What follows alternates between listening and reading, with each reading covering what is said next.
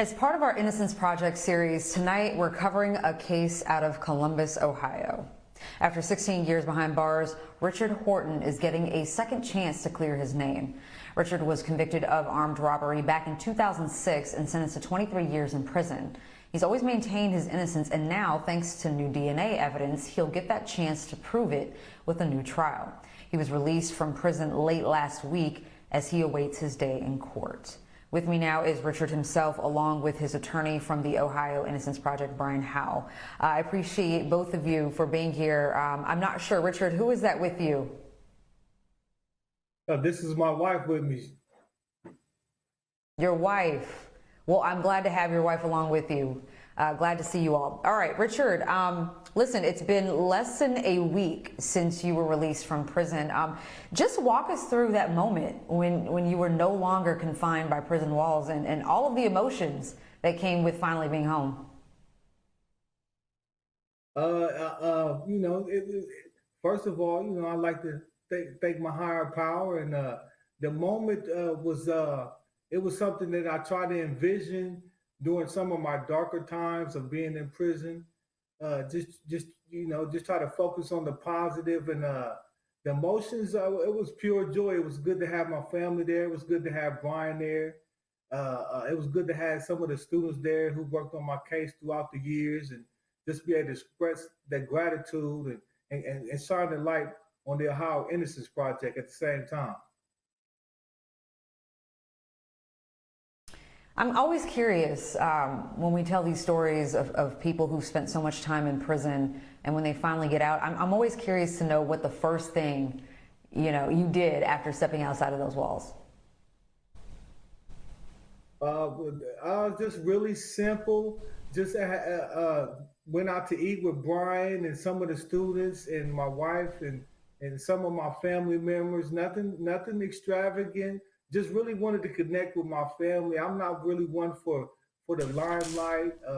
Not really want to be famous. Just being around some of the people who supported me and helped me through this journey. Just real simple.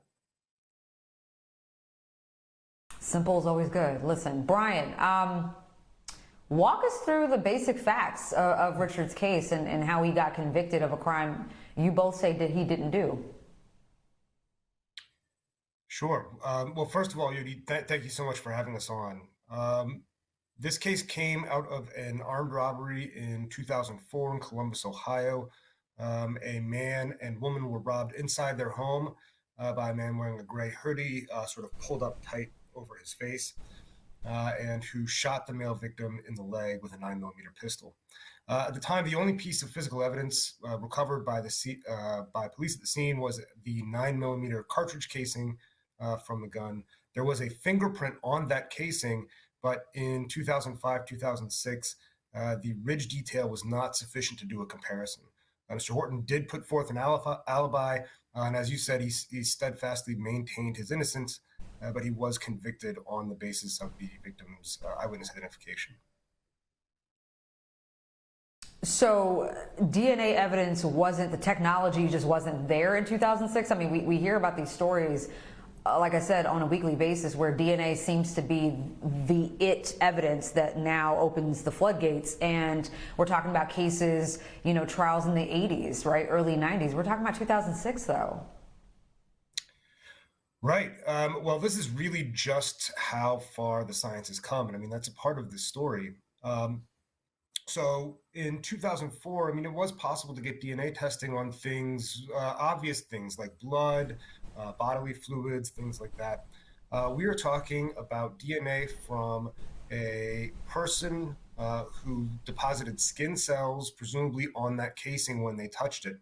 And then the casing was fired. And so it's on a piece of metal that's going to be difficult to maybe recover DNA from. It was subjected to a lot of heat. And by the time we did testing on it, it was already 14 years past the point where the DNA would have been deposited. And so really it's just been in the last few years that the technology has gotten to the point where we can get just a few skin cells deposited on that casing, on the fingerprint part of the casing where whoever it was, presumably the perpetrator, touched it to load it.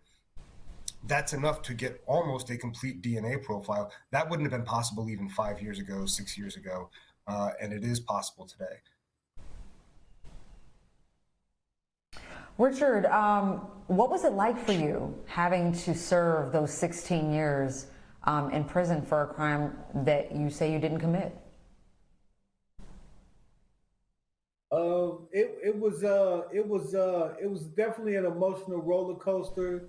Up to this point in my life, it's probably the most difficult thing I've had to go through. There were some dark days, but just towards maybe in 2015, once I convinced the Ohio Innocence Project, based at the University of Cincinnati, to take my case, it was just a sense of renewed hope. And I was finally able to call home, check with my family members, and give them some good news. I mean, the thing, despite the time lapse, it was just periodically being able to give them updates from the Innocence Project and let them know about these new advancements in DNA technology and us being at the forefront.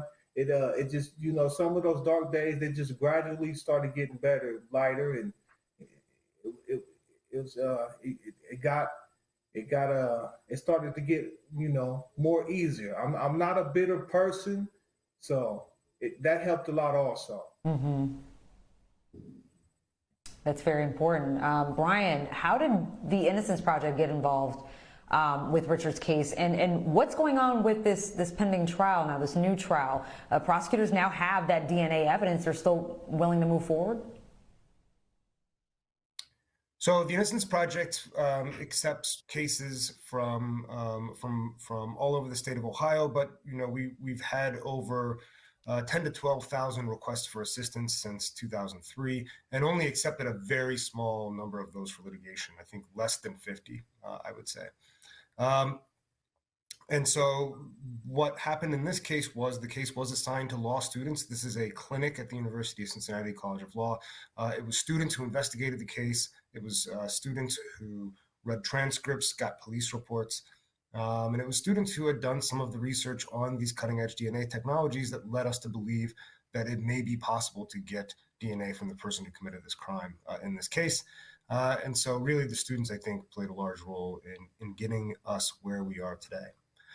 In terms of the new trial, I think we are early in the process yet. Mr. Horton is certainly eager and excited for his opportunity to prove his innocence, to show his innocence. And I think that's still something that, we're going to discuss with the state as we move forward.